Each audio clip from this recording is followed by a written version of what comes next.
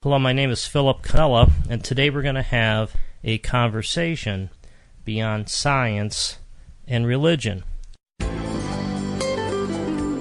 Breaking new ground in thinking, exploring the outer limits of what we know about the world and ourselves, unhindered by common beliefs and perceptions.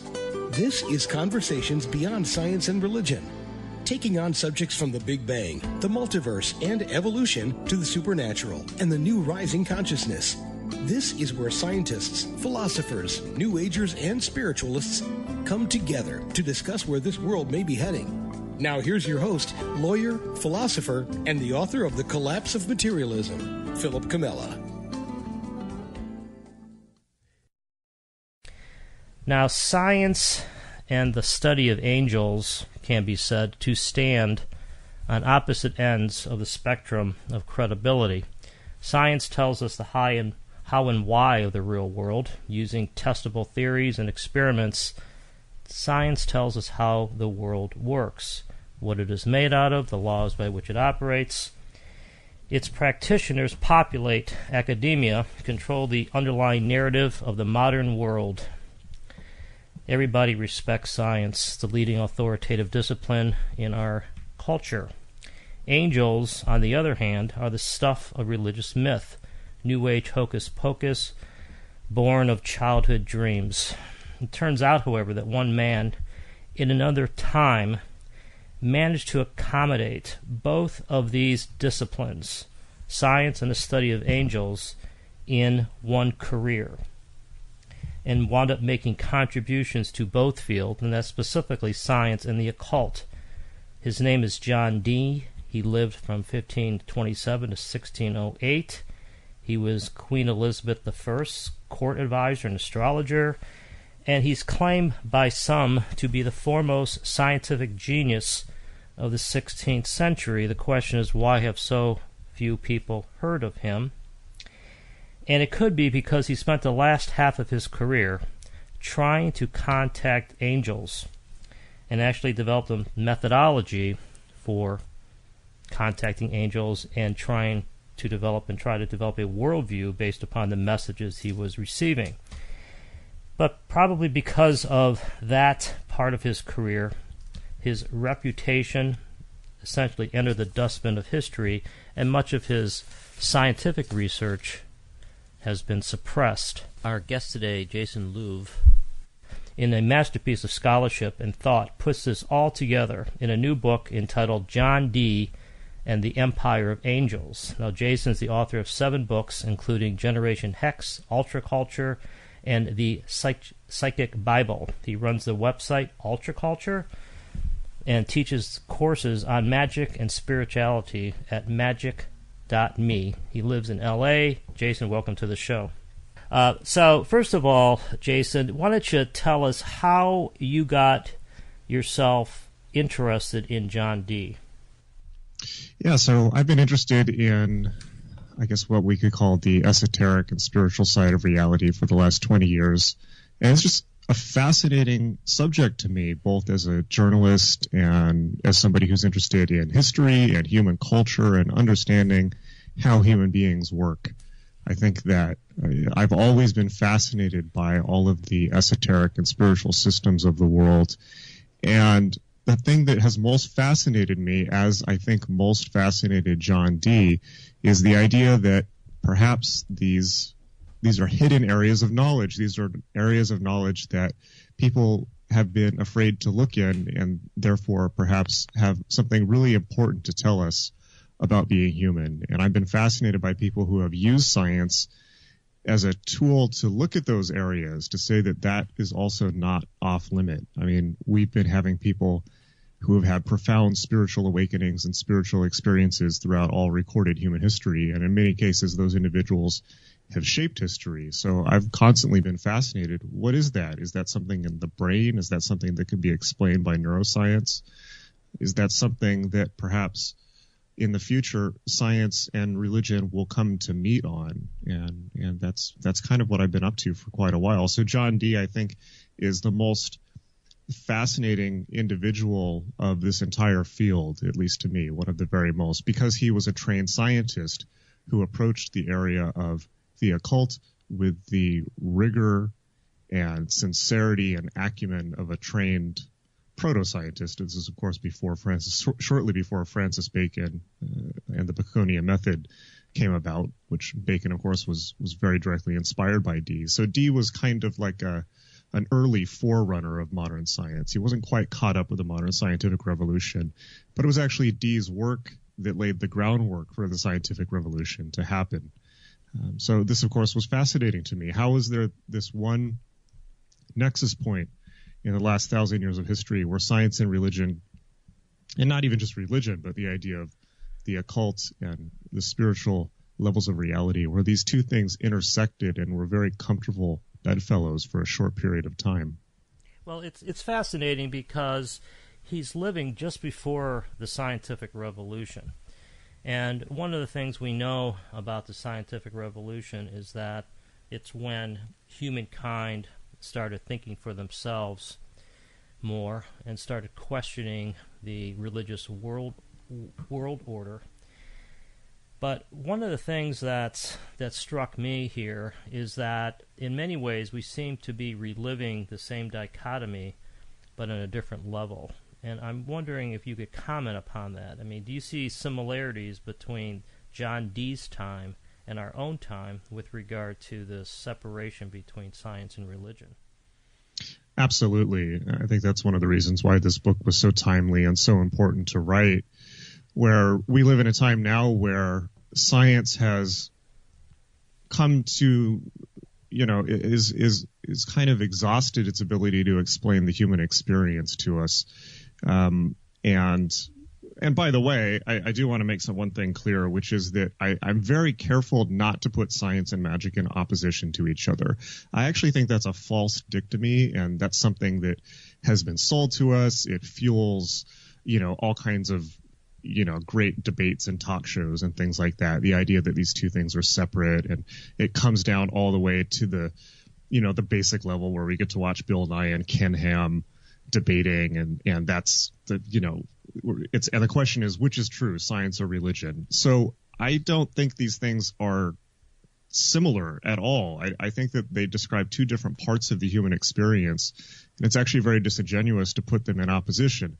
Now, the way that I look at this is science is the greatest invention of the human species. It's really our crowning achievement. And science is the best tool that we have, a light and a lantern in the darkness, to understand what's really there and not what we would like to be there. It's our way of turning on the lights in, as Carl Sagan called it, the demon-haunted world. And I think that, I will always hold the torch for science. I'll always hold the LED lamp up for science, because I think that particularly now when we live in such an anti-science climate and science education is being defunded, just like arts education is being defunded. And it's really important, particularly in the era of, the post-truth era and the era of fake news and all of that. It's very, very important to make sure that we maintain a very, very high level of scientific precision. So the last thing I want is to try to cast aspersion on the truth claims of science, because I think that would be just simply foolish of me, nor something that I would want to do. Now, in the world of the occult, spirituality, esotericism, what we're looking at is something very different. If science is our best tool for exploring what is objectively real in terms of how the material world works, the laws of biology and chemistry and physics, and so on and so forth, magic and the occult and spirituality are really about the subjective pursuits of the human mind. They're about the world of subjectivity. These are ways in which human beings make sense and make meaning out of their random and disordered experience. We can't, unfortunately, we can't just go through the world seeing it as a collection of atoms and physical forces and things like that. Human beings are pattern recognition creatures by their very nature. They're story creating creatures. As human beings, we confront the chaos of the objective worlds, and for better or worse, we make subjective meaning out of it by telling ourselves a story about what we're seeing. And the story that we tell ourselves about what we're seeing determines the life we're going to live. And you could call that confirmation bias, of course, and that really is what it is to some extent. But when we're talking about spirituality and religion, we're talking about the stories that human beings have told for all human history, and these have an immense amount of effect and power in the real world, even if it's subjective. In fact, subjectivity seems to have a lot more power in the human sphere than objectivity does. Just ask any science educator, right? I mean, subjectivity always seems to win out. So I think that as responsible humans in the 21st century, we need to really look at this and look at how we can use this to our benefit, and in the sense of using magic and the idea of crafting subjectivity to tell ourselves more productive stories and more life-affirming stories.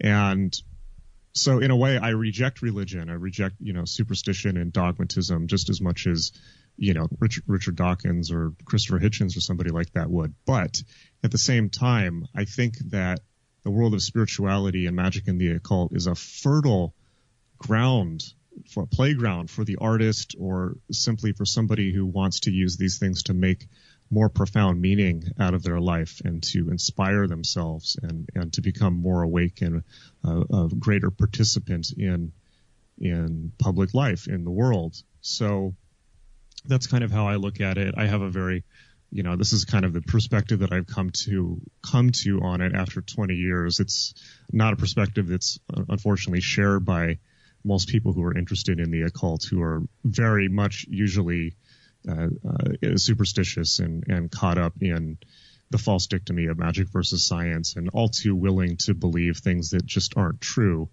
But the quantum leap in understanding these things comes when you understand that they are subjective and not inherently true in any way, but that they're fascinating ways of crafting our individual experience of the worlds. And, I think that all of the spiritual experiences that are written about in sacred texts, whether it's Muhammad talking to angels in a cave, or yogis experiencing enlightenment states, or shamans talking to spirits, or John Dee talking to angels. These are all things that's possible to get your brain to do with the right rituals or yogic practices. Anyone can do these things, and anyone can learn very profound and stirring truths about life. Well, let me back up. Things about life that are not necessarily true, but that are subjectively powerful, subjectively fascinating and liberating and enlightening for the individual. So that's a bit of a rant, but I do like to clarify that, particularly now since we live in such an anti-science climate. Well, let me just get to the big question here, and my own prejudices and opinions are going to come out a little bit, but it's commonly observed that science is the pursuit of truth, and they're the ones with the facts, and they're the ones that define reality through their theories. Do you think that there's truth in the occult? And I don't mean all forms of occult, but just like there's not truth in all forms of science. But do you think that the occult tells us something about the world we live in? Absolutely. 1,000%. Yeah, it's subjective truth. It's like truth about what it means to be it's like the type of truth you get from watching an incredible movie, or looking at it, the feeling that you get when you look at a masterpiece artwork. I mean, that's the kind of truth that, quote unquote, that you arrive to through spiritual practice. It's subjective truth. It's subjective meaning. It's the experience of filling life with meaningfulness. It's not truth on the same level as understanding the makeup of a hydrogen molecule or something like that. That's a very different type of observed truth. Go ahead. Yeah, mm-hmm. I don't know. Okay, so let me just try to put it this way. I've had a lot of mediums on this show, and I've read a lot of their books. I'm not a expert in mediumship. On the other hand, I've had a number of people on my show who I would say are authentic and are actually speaking to spirits of some kind, that they have some gift. And every time I go to that conclusion, I think back about, the one that comes to my mind is the Quran, because it's so openly the angel Gabriel, I think it was, giving the words of the Quran to Muhammad. I think, well, if we could base an entire religion upon an angel speaking to a founder of a major religion, then maybe there is truth in mediumship. And so I borrow here from Ken Wilber's thought, who looks for somewhere he writes that he looks for a grain of truth in everything. He doesn't outright dismiss claims of truth or fact claims. He looks for the grain of truth. And so when I'm reading about John Dee, and particularly the angelic encounters, I'm thinking, well, how can this be true? Do you go to that step, or do you think that this is some kind of subjective hallucination of sorts that John Dee and his comrade, I guess Kelly, is having? Do you think that this is that he actually did contact angels? Well, yeah, first off, I love Ken Wilber. I think more people should read him. He really provides some really useful frameworks for looking at this. Now, in answer to the question about John Dee, let me come at this a few ways. And in the book, I actually list 10 possible interpretations of what could have happened, from all the way from it was literally real, to it was a hallucination, to psychosis, to drug use, to it was totally fraudulent, and everything in between. Right. And there's, arguments to be made for and against both. And I think that it's responsible, certainly as a historian, to lay that out instead of saying what I think actually happened. Because, look, this was the 1580s. It's not like I can go back and definitively, all I have is the writings of the people who were there. I can't definitively go back and say what happened. True. I can just make my best guess from piecing together the historical data of what might have been going on with them. Now, so in response to whether it was subjective or objective, so I recently did an interview on my podcast, which is called Ultra Culture. I did an interview with the mathematician, Dr. Ralph Abraham, who was one of the founders of chaos mathematics in the 1960s and spent a tremendous amount of time working with computer graphics to model psychedelic states. Was very interested in the drug DMT and things like this. And he was also very interested in John Dee and did a lot of experiments with John Dee's magic. And so this is somebody who's, a lauded professor, a lauded mathematician, certainly not simply from the world of woo-woo. So I thought I would put this question to him, because I thought, of all people, somebody with his level of training and background would be able to give me a definitive answer on that outside of my own thoughts on it. And his answer was fascinating. He said he didn't think there was a difference, right? It's like the subjective and the objective, right? Ultimately, as people see in the psychedelic state and things like that, like ultimately they tend to collapse at the end. And I thought about that, and I think that's true in the sense of, the philosopher Wittgenstein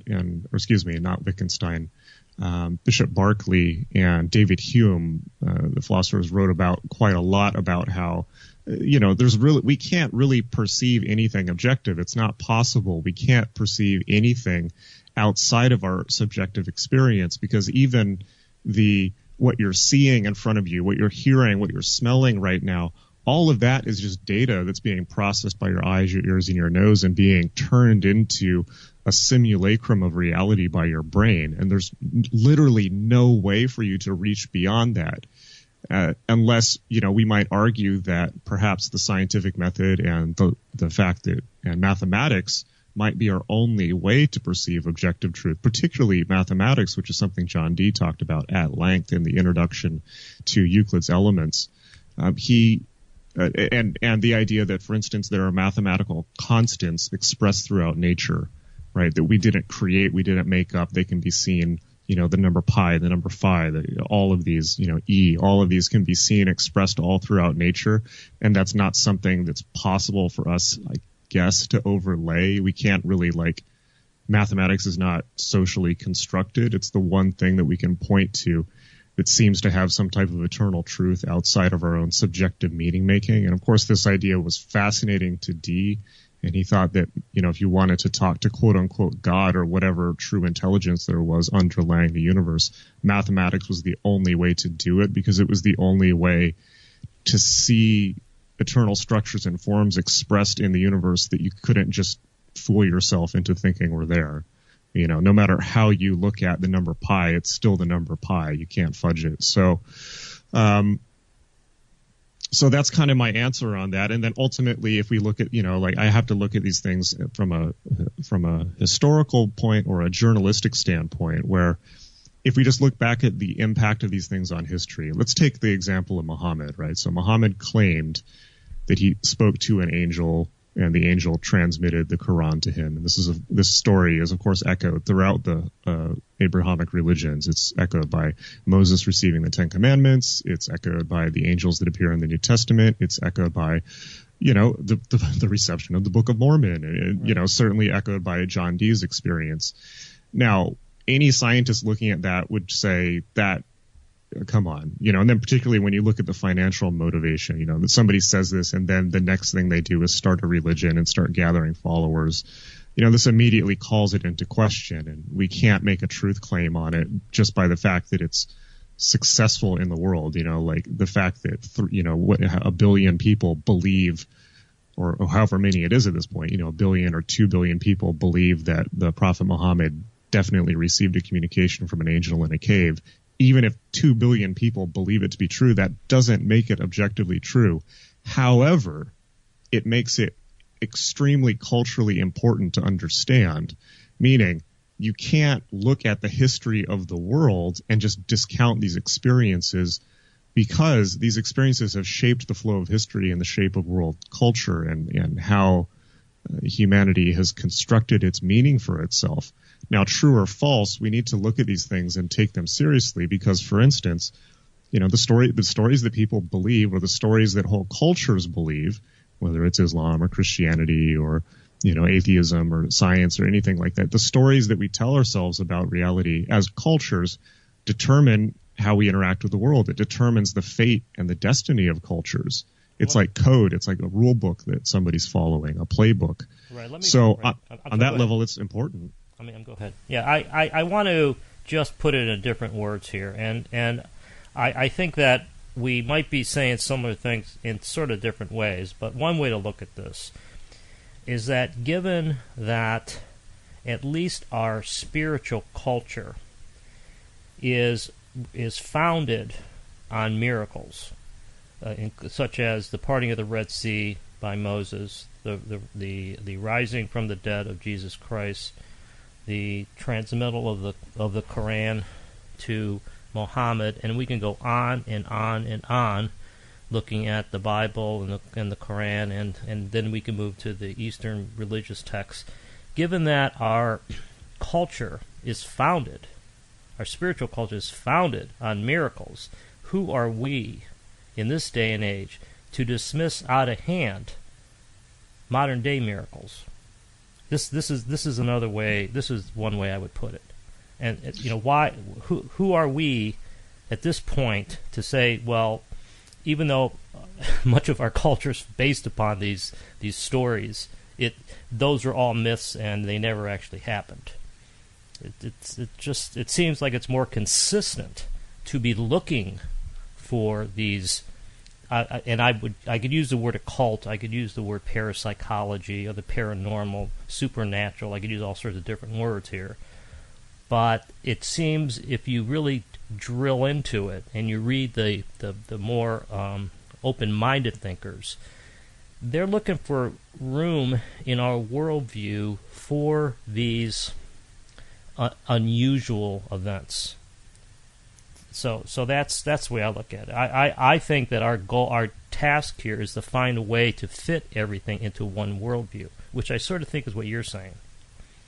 Well, yeah, I mean, our task is, our culture is unfortunately, it's either one or the other, right? So, but let me and we need to move towards, like my personal interest is I want to embrace the whole of the human experience. I want to experience all of it and not just cut part off for whatever reason. So let me suggest a third position here, a third option, which is that the option of the magician or the option of the occult. So if you look at, or shamanism, perhaps you might argue, although that's a little bit more loaded. But if you look at religion, so religions are largely composed of texts or practices handed down by somebody 3,000 years ago, had this crazy experience and told us that God said this. And so we now need to do this and follow these rules till the end of time. Right. So the idea is not the idea in religion generally is not for you to replicate the experience of the founder. The idea is to follow what the founder said after he had the experience. Right. Whether that's Buddha or Muhammad or Jesus or whoever it happens to be. Right. Somebody a long time ago had this profound experience and they said something which seems profoundly true. Therefore, we need to follow those dictates till the end of time and create some type of financial control structure around it to keep people in line. Right. And then, of course, we get into all the abuses of religion, which need no repetition. Now, science, on the other hand, rejects all of these things out of hand, which, to take a Ken Wilber view of it. Now, this was critically important. We needed that to happen by gumdrop, like by God, right? We needed that to happen because science took a flaming sword to all of this stuff and said, it's not real. You cannot objectively prove any of this stuff. Therefore, humanity is now free. You don't have to be afraid of these dictates and dogmas and people threatening you with eternal damnation if you don't do what they say, and priesthoods. And, we can't forget like the damage of the hierarchies of priesthoods did to Europe or the rest of the world, through the imperial age or, the abuses of the Catholic Church and things like that. It's like that's what happens when you get a religious control structure in place that, of course, has nothing to do with the founder, who is long since dead and is now being used as a convenient excuse to keep people in line. Now, so religion says somebody a long time ago had an experience, do what they say. Science says these things are silly. You don't have to do any of this stuff, get on with your life. Great. Okay. Now, what is magic? The option of the magical option is to take the attitude of science and now apply it to the spiritual world, meaning do the experiments and figure it out firsthand on your own, not as received dogma. If we look at all of these accounts, like even if we look at the accounts of these founders of religions, what did Jesus do? Jesus went out into the desert and, meditated fasted for 40 days and confronted the devil, which perhaps is his own unconscious mind. Well, what did Buddha do? Well, apparently he did the exact same thing. Buddha went and sat under a tree for 7 years, meditating, and confronted the devil, meaning the negative manifested aspects of his own mind until he overcame his own mind and saw through the illusion.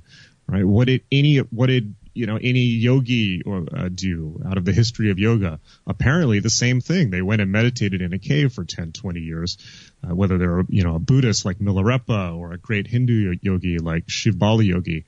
Wow. Well, that's weird. Okay. So why all these people are using broadly similar experimental procedures, social isolation, meditation, the cessation of thinking, the cessation of desire, removal from the normal social context, and then they all seem to report similar experiences, some type of brain experience, perhaps like an enlightenment type experience that then gets filtered back through, then gets filtered through their cultural perceptions, right? So it comes out expressed in the local mythology of the culture, whether it's, the desert in Judea or the medieval 500 BC India in the case of the Buddha, but if we dig down a little bit deeper and get past the specifics, we broadly see people doing generally similar things and reporting generally similar results. Well, that's a great starting point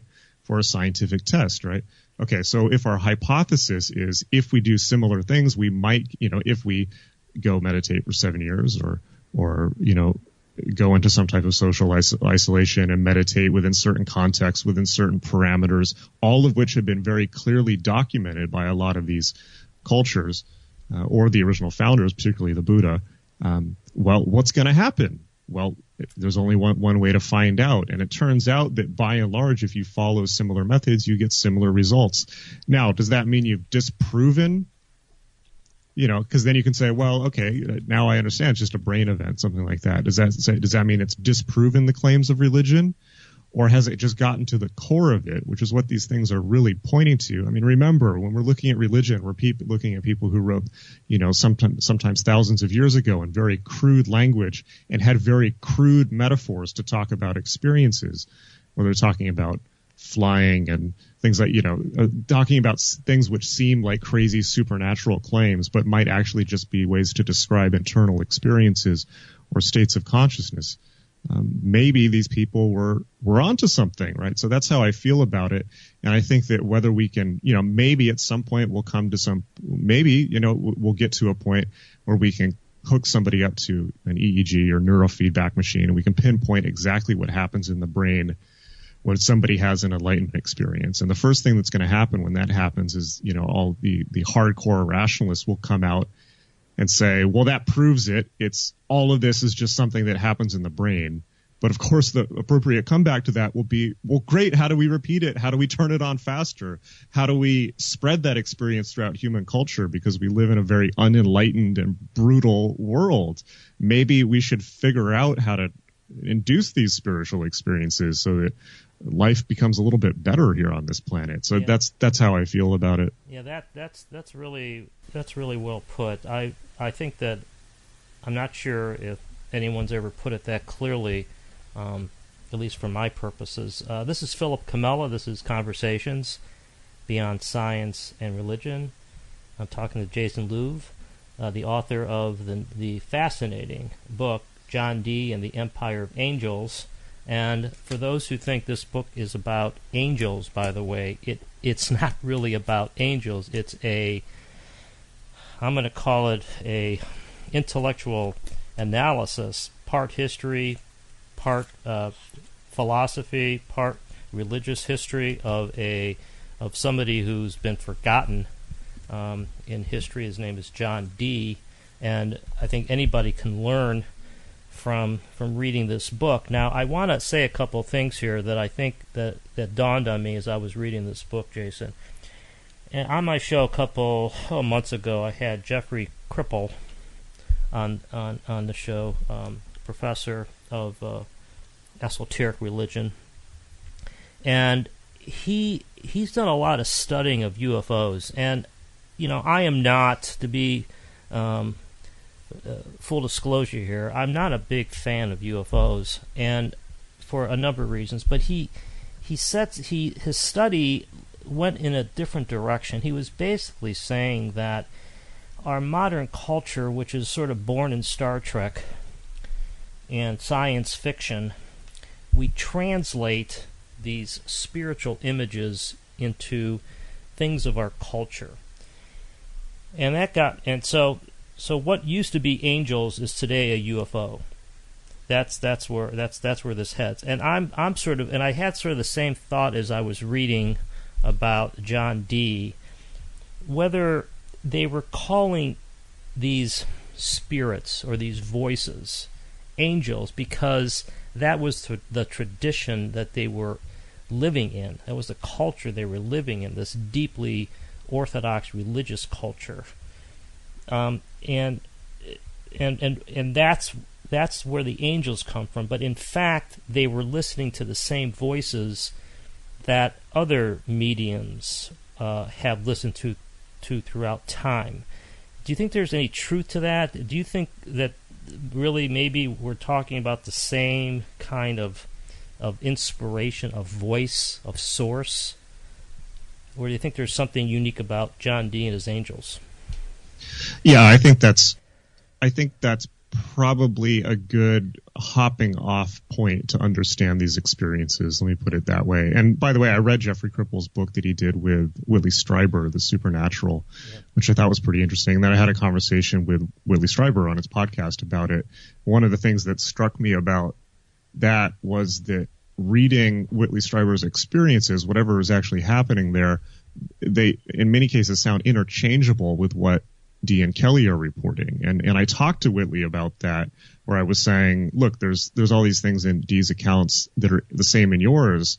For instance, the repetition of knocking, the appearance of things that look like small forest creatures, things like that. I mean, really wild stuff, not what you get from the common popular culture UFO lore. I mean, when you actually read that guy's experiences, it sounds way more occult. It sounds like he's going into weird trance states and altered states of consciousness that would not be out of place in, for instance, the accounts of a tribal shaman in the Himalayas or something like that, which is something else that I have some experience with. Yeah. It's pretty similar. And it's not like, it's not this idea that, a spaceship came down and he literally was, taken up. Although there's parts of that. It's more like he's having these weird experiences of other aspects of reality, and it has this incredibly occult feel to it. Yes. To it. When I was talking to him about that, he said, "Well, that he was convinced that it was John Dee and Kelly were phoning to the same place. We're having the same experience, similar types of experiences." So I think there's some validity to that, and it's been studied at the anthropological level. I quote an anthropologist from Stanford named Tanya Lerman in the book, who studied these experiences cross-culture and found that they were largely culturally, what's the right word for it? Not necessarily culturally constructed, but culturally determined, in the sense that, the example that she gives is when people are having these experiences in Africa or India, these spirits tend to manifest as ancestral spirits, or very positive and nurturing family type spirits. Whereas when these experiences are had by, Westerners from England or America with a cultural background in severe Protestantism, just like Dee and Kelly, they tend to be angry and take on the character of a vengeful Old Testament God, and are very disturbing and things like that. So I don't think there's any. I think that's true in the extent that, and I think that, of course, the last couple generations have been raised on science fiction. So when they have these experiences, they come through in science fiction metaphors, because that's just closer to hand than, old fairy mythology or things like that. But obviously the themes are similar, and this has been written about at length by both Kripal and lots of people before him. So, but then we also have to be careful, because there's certain things that, with these things that are so overwhelming that it's not just something in your mind. I mean, it's like the mind is, how do I put it? It's like the mind is your mind and the contents of your mind and the unconscious are a lens. It's like our best magnifying glass or telescope to be able to interact with these things. And so when something comes through the lens, it takes on the character of the lens, right. But it's not created by the lens, if that makes sense. Seems to be there is something, I can't say out there just because I can't philosophically make that claim and back it up, but it certainly experientially, these experiences do seem to be communicating with something that is certainly transpersonal in the truest sense of the word, and heightened in consciousness. And there's interesting things like, for instance, I mean, if people take psilocybin mushrooms, which were very heavily used in South America, people who take psilocybin mushrooms, even if they do not have a background in Central or South America, will see Aztec pyramids and patterns and shapes that look like Aztec architecture, similar with DMT, and without having any of the cultural background in that, which is also fascinating. And then the question is, well, is this just what it produces in the brain? And the cultures, Aztec and Mayan cultures were, creating architecture based on what they were seeing in the state.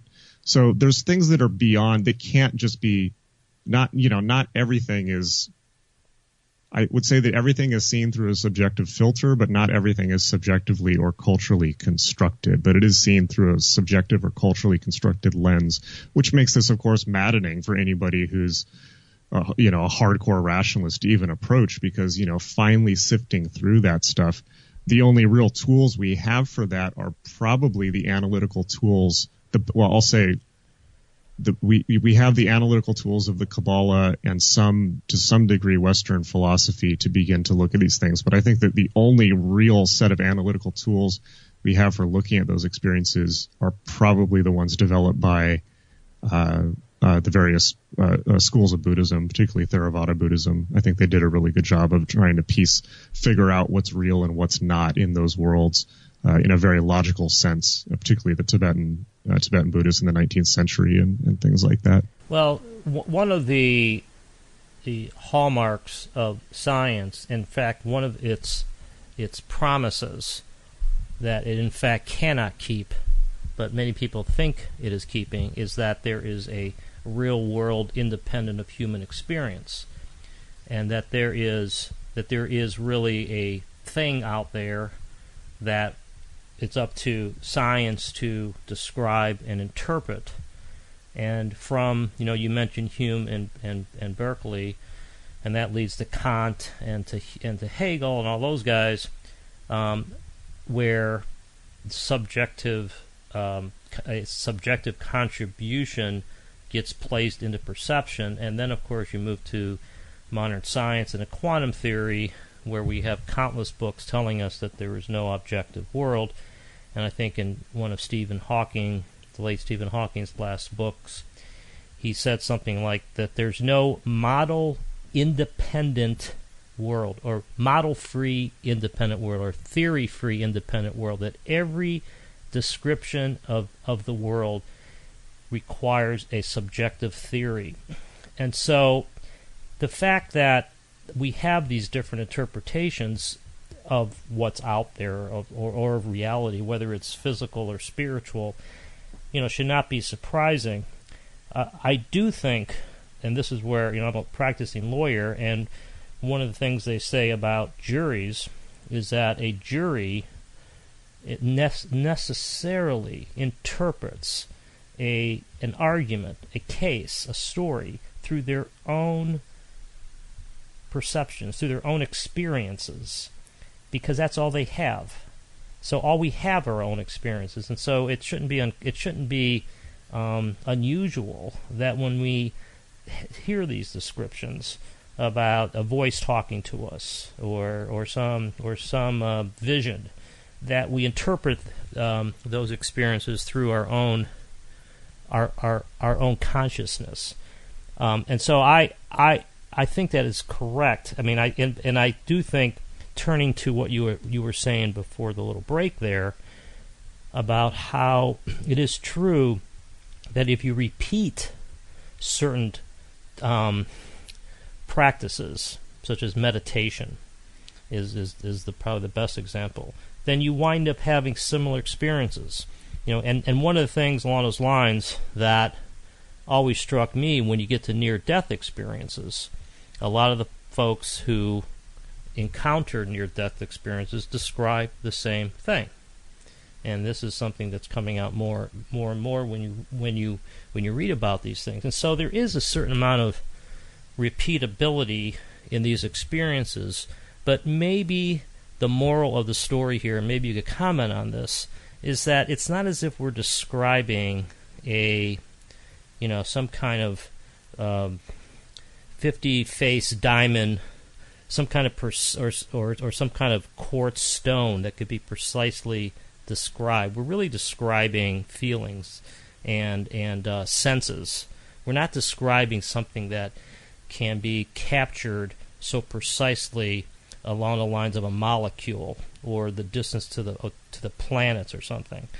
And so what I think is valuable here for everybody is that the world of experience, of our everyday experience, includes things like John Dee wrote about. It includes these occult type practices, and our world is richer with them in it than without it. So why don't you comment upon some of those principles? I sort of laid out some. There was more of a observation than a question, but I do think that it's important for our modern world not to dismiss these things because they're part of the world. Yeah, totally. So yeah, let me make this very clear. So yeah, the thing about Stephen Hawking is incredible, right? There's no model independent. What was it? No model independent view of the world. Yeah, how did he put it? Like I think there's no theory. Yeah, there's no. I think that's what it is. It's either there's no theory independent view of the world or no model independent view of the world. Right. That every theory, every interpretation of the world is based upon a model. Totally. So that's totally true. And all the greats of science, all the greats of philosophy, all the greats of spirituality have all told us the same thing. The Buddha said the same thing. And when we talk about Bishop Berkeley or Hume or Kant or Hegel, a lot of those guys are basically were cribbing notes from Buddhism at that point. You can see the cultural influence of Buddhism very directly manifesting in those guys' philosophies, where they're coming to very, very similar conclusions, particularly because those texts were getting translated in Europe at the time. So, but here's the deal, right? Okay, so there's small m magic and big M magic. So small m magic is when we talk about all this, Lifetime channel stuff. It's like, like supernatural experiences, are ghosts real? Are angels real? Are miracles real? Is transubstantiation real? The idea of, is the supernatural real or not? Okay, that's small m magic. It's largely the demon-haunted world of superstition. Now, that doesn't mean those experiences aren't real. However, if you approach those experiences without the kind of understanding and the framework that we've laid out in this conversation, and you just believe them to be objectively true, full stop, you're going to have a pretty miserable life, because you're going to live in a world of superstition and fear and being afraid when the lights go out. Now, big M magic. What is big M magic? Big M magic starts with the understanding that we've just described. If there's no theory-independent view of the world, if there's nothing as model-independent, if everything is subjective, now this drives religious people insane, right? Because religious people don't want that to be true. It plunges them into a world of chaos and uncertainty. And to the religious-minded, this is the most unacceptable thing. They have to enforce the truth of something, and this is the beginnings of religious violence. It's like they have a theory of the world, they say it's true, it's not verifiable, nobody believes it, so they start enforcing it by violence to try and control the world, because they're afraid of the inherent chaotic nature of existence, or seemingly, we obviously can't say anything is inherent. But so this drives this true perception drives religious people crazy. And it doesn't make scientists particularly comfortable either, because scientists really want to have a pet theory that they prove to be true and that they then build a career on, and so on and so forth. And more broadly speaking, they want the goal of science has been to perfectly understand and order the world. And this really caused a lot of upset and nausea in the existential sense when we saw that beginning to break down at the beginning of the 20th century, along with seemingly every other cultural institution. So, long way of saying, so what we're talking about, this idea that everything is subjective, that there's no theory-independent model of the universe, is true, and it drives both less evolved scientific people and less evolved religious people crazy. So again, what's the third position? What's the third option? So the big M magic is when you say, well, if everything is nothing is theory independent, then why don't I just arbitrarily choose different models to view the world from and cycle through them? So view the world as a hardcore scientist, view the world as a hardcore Muslim fundamentalist, view the world as a yogi, but try these out as a scientist would, be intellectually adventurous and shift your model of the world. We know from studying confirmation bias that as Robert Anton Wilson put it, what the thinker thinks the prover proves. We know that confirmation bias is an unavoidable part of being a human. So if you look for, if you look for examples of the Islamic story being true in the world, you'll see them if you really believe it deeply enough. If you look for examples of Christianity being true in the world, you'll see them if you believe it deeply enough. So why not play around with this? Why not have fun with this? Why not accept the chaos and be okay with the fact that everything is broadly subjective? And then at that point, what you're talking about is hacking the human mind. You're talking about not just the mind, because I don't want to be too reductive, but you're talking about hacking the human experience. Let's put it that way. You're purposefully and intentionally bringing consciousness and willpower to bear to hack your own experience, whatever it is, whatever human experience actually is. you can purposefully change it by taking on new models.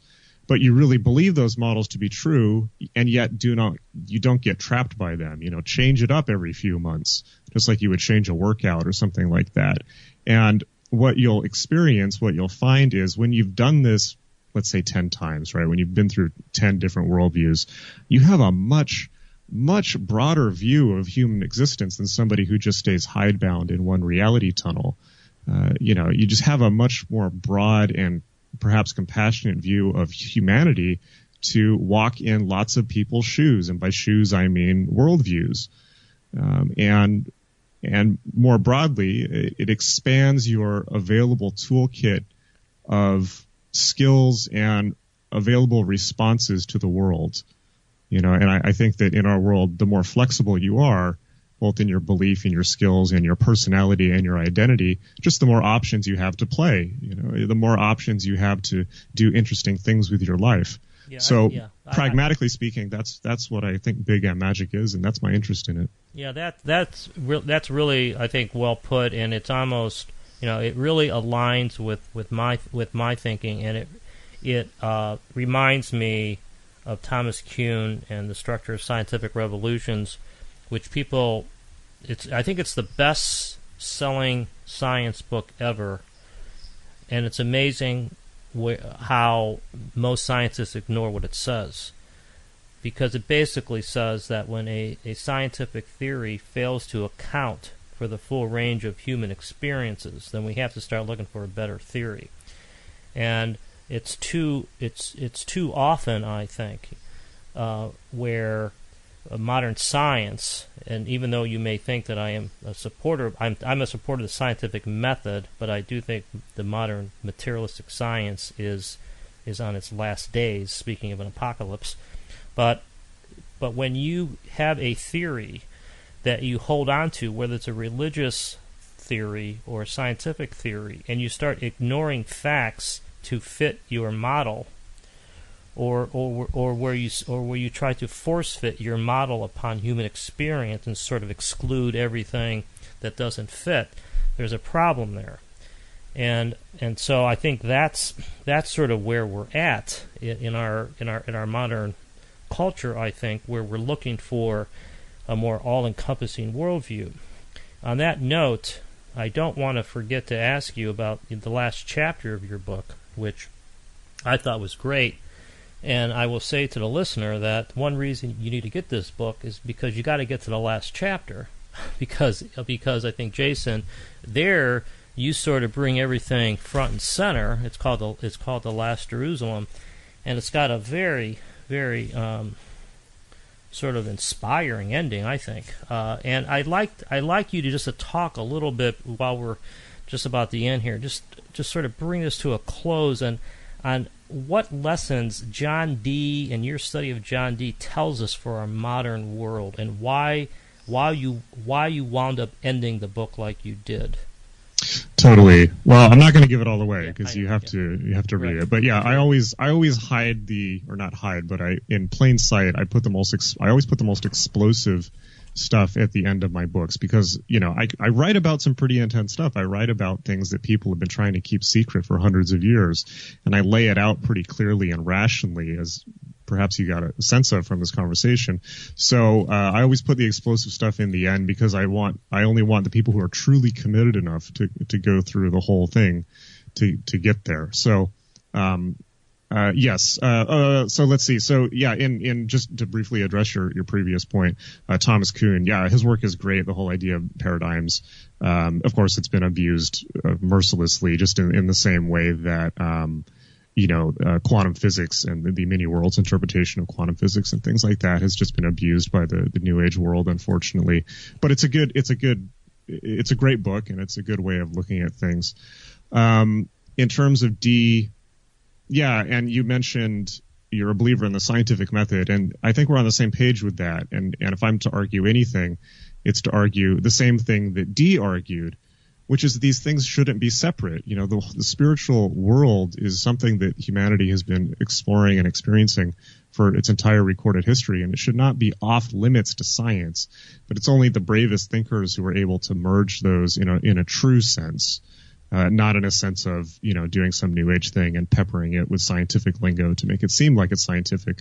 No, I mean actually bringing the scientific method and experiment to spiritual experience, and that's a tall order. It's tall enough order to just become a trained scientist, which I'm not, or a trained magician, which I am, and I am a trained journalist, but that's a tall order to bring those two worlds together. But I think that the people who have successfully done that, which John Dee is a fascinating example, we have a lot to learn from, both good and bad. And what I wanted to do with this book is bring that back into public awareness, because I think that if the human race is to evolve, and all we need to do is look out the window to see that it must, then it's going to be by bringing those two seemingly contradictory things together. Because right now our technology is advancing to the point where it can destroy the whole world many, many times over, perhaps the whole solar system if nanotechnology keeps advancing in an unchecked way. And yet we don't have our wisdom has not caught up with that. We need both sides. We need wisdom and science, or wisdom and science, to keep a pace of each other. So, I mean, I say a lot of things in the end of the book. I bring a lot into focus of what we're talking about, which is the melding of the objective and subjective nature of experience, and the nature of the mind. But also, I talk quite a bit about how these things have affected world history in a less enlightened way, and the whole idea of the apocalypse and angels, how this has really been seized upon by, in particular, the Christian right, and the drive towards apocalypticism. I think that, we'd have to talk for another hour for me to break that down, so I'm not going to go there. Yeah. But what I will say is that, that's what the whole book is about. I mean, it's almost 600 pages describing the impact on history. And I think that if I don't like to make divisions between human beings, because I think we're, broadly speaking, a lot more similar than we are different. But I think that if I were to make a clear distinction between humans, it would be between people who can understand metaphors and people who can't.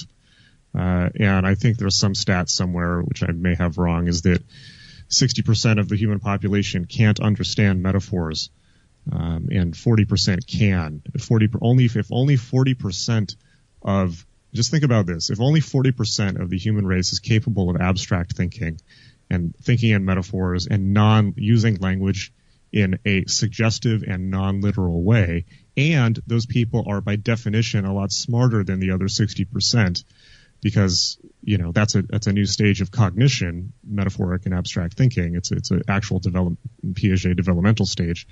So if all the smart people are thinking in abstract terms and then approaching spirituality and writing down what they're experiencing in very colorful language and metaphors and non-precise language, and then those texts are seized upon by people who are incapable of abstract thinking, the obvious example being the New Testament, or perhaps the Old Testament, all of the metaphorical parts of the New Testament. I mean, anyone who's, literate who reads the New Testament will understand that it's a story. It's like, Jesus is talking in parables and using stories as teaching tools, and that it's a stirring and metaphorical story about the human potential for love and things like this, and many, many other things. And we'll be able to appreciate it as something that tells us subjectively true things about how to be a good human being.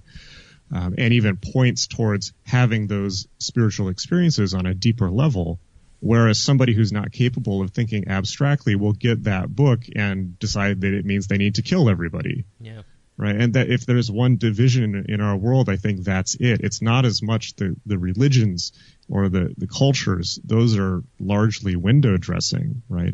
I think the real split in humanity is abstract thinkers and literal thinkers. So the reason I bring that up is because in the book I look at both where all the lofty, we talk, especially in this podcast, we talked about kind of the lofty heights of where rationality is transcended into the spiritual world and the heights of spiritual thinking. But, the reality of our world is that very, very few people have ever been there, and that by and large, The world is full of superstitious people killing each other over things that they think are true, books and things like this, and stories that they've heard. And so all of these things, whether it's John Dee claiming to talk to angels or Muhammad claiming to talk to angels or whatever, these religions also have a dark side, which is the expression of that by literal thinkers as an excuse for power and violence. And that seems to be kind of the natural, there seems to be something inherently, that seems to be the nature of these things. So, I don't come to any comforting conclusions in the book. It's both profound and deeply disturbing. Well, if nothing else, one of the messages here, if not the main message, is sort of, the show is called Conversations Beyond Science and Religion. One of the reasons it's called that is because it's been true throughout time that there has to be a way to go beyond our normal discourse on science and religion, and it's like the challenge it remains the challenge of the day. It was the challenge back in John Dee's day. Things were more entrenched there. You have science just being born. You have Orthodox religion being much more entrenched. Today we have modern science being much more entrenched. You have Orthodox religion sort of receding a little bit. You have modern spirituality coming to the forefront. And I think the hope is that we will move beyond science and religion, that there will be a unified worldview. And in fact, I think that there has to be, this has to happen. This is not something that we just, would be a nice thing to occur. I think it's essential for the survival of the human race. And I'm going to end on that note. This is Philip Camella. This is Conversations Beyond Science and Religion. And Jason, why don't you quickly tell folks, I know you have a website, it's called Ultra Culture, but anything else about contacting you that you'd like to tell the listener? Yeah, so the book is called John Dee and the Empire of Angels. You can find it on Amazon, and you can also find it at johnd007.com. And all of my other projects are available at jasonlouv.com. Okay, very good. Once again, Jason, it's been invigorating speaking with you. This is clearly a contribution to both science and religion and spirituality, and I'd like to thank you for your time. Once again, this is Philip Camella. This is Conversations Beyond Science and Religion, and we'll see you next time. Thanks for listening. You've been listening to Conversations Beyond Science and Religion, hosted by Philip Camella. To find out more about Philip and his book, The Collapse of Materialism, visit thecollapseofmaterialism.com.